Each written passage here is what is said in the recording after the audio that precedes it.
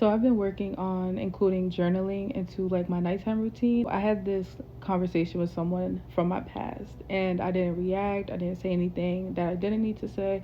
I just said what was business, what needed to be said, and I left it alone.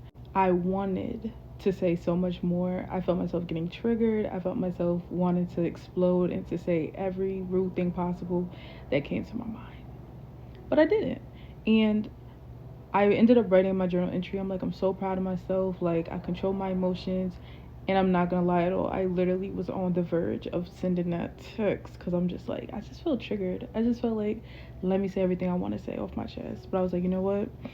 Save it for therapy. Say it to yourself. Make a video and record yourself saying it. Like, just don't explode on this person because that means they still have control over your emotions, right? I'm just basically expressing that I'm proud of myself for finally, not acting off impulse and acting off emotion and then regretting it later, which is something that I constantly was doing. I would literally always spaz out and then I'd be like, I shouldn't have did that.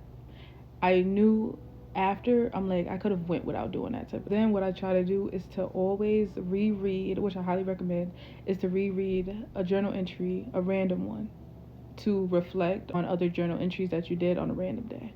So this is the part where I'm just like always side-eyeing and always like looking for the camera crew because sometimes things be too perfect to be just like, this ain't scripted. Like someone not playing with me right now. But I go to pick my random journal entry to read. It's literally 2 months prior from the date that I wrote the journal entry yesterday. And it was literally an interaction I had with this same person and I exploded, right? I remember cursing him out, saying everything under the sun. I said every disrespectful thing you could possibly think because I got triggered off of hearing something and I was just so angry that day. I just remember I just couldn't, I was just like,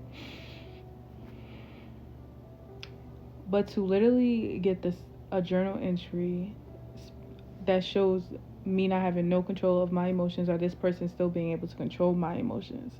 And then I wrote a journal entry, yesterday, and I'm like, I'm so proud of myself for control myself even though I wanted to do the same thing again.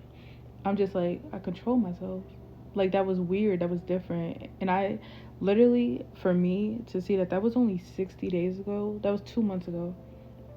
When you make an intentional decision and a decision, not a choice, to improve your life and fix your life, I feel like that's all you need to do. You have to make a decision. I could make a TikTok on what is the difference between a decision and a choice because it's not the same.